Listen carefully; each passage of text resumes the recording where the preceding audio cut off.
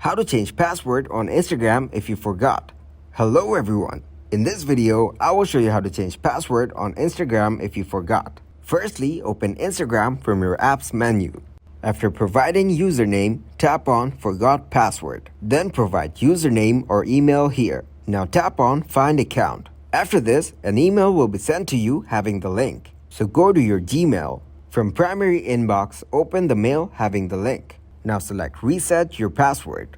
Enter your new password in the bar here. Here, if someone else has used your account, then log out of all other devices. Select Continue.